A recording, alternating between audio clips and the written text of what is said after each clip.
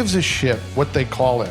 EDM, electronic music, that's not what it's about. Drugs aren't just something that's associated with electronic music. All forms of music have had interactions with drugs. Guitar Center's not selling guitars anymore. They're selling CDJs in Ableton, right? I don't think anybody gives a shit about a playlist tied to a movie.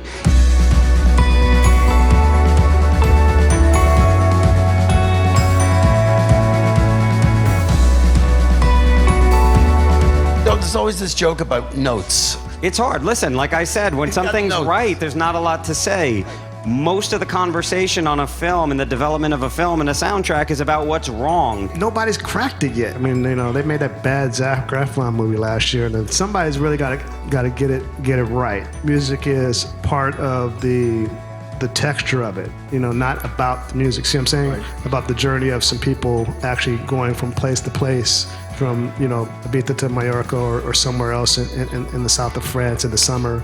Now, see, you got me pitching movies up there and everything. So why am I pitching you a fucking movie? The biggest pop act is Justin Bieber, and he works with Skrillex. So do we have a problem? Doesn't look like it to me.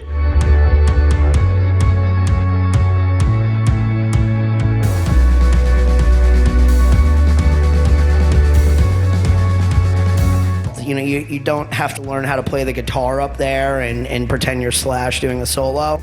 But I would like to see more of an emphasis, hopefully as a fan, put on the way that the music's presented. You look at a Martin Scorsese movie and, he just he's got all these Rolling Stone cues and everything. He gets everything. It's like $250,000 a cue. Well, now he's working with Jagger, so he's probably they probably have a hookup anyway. No, that plays. I don't think Mick's giving him a break. I think they're just saying he's like, "Fuck you, pay me." Yeah. I would rather my kids go to the festivals that we organise today than the shows I used to go to.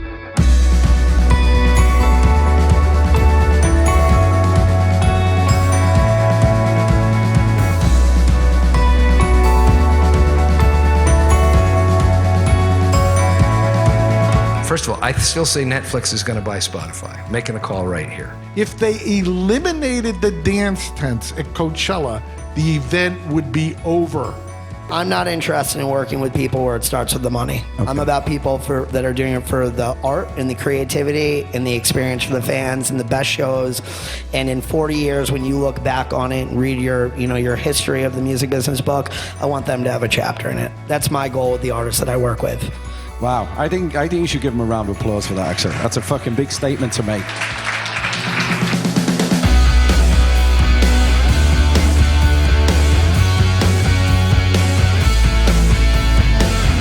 For every Calvin, for every Tiesto, for every Skrillex, for every Flume, or whoever it might be, there's kids in their bedroom making new shit today that we'll hear tomorrow, and they've got distribution routes that we never had 15 years ago, so they can get music out there really quickly, make it really cheaply.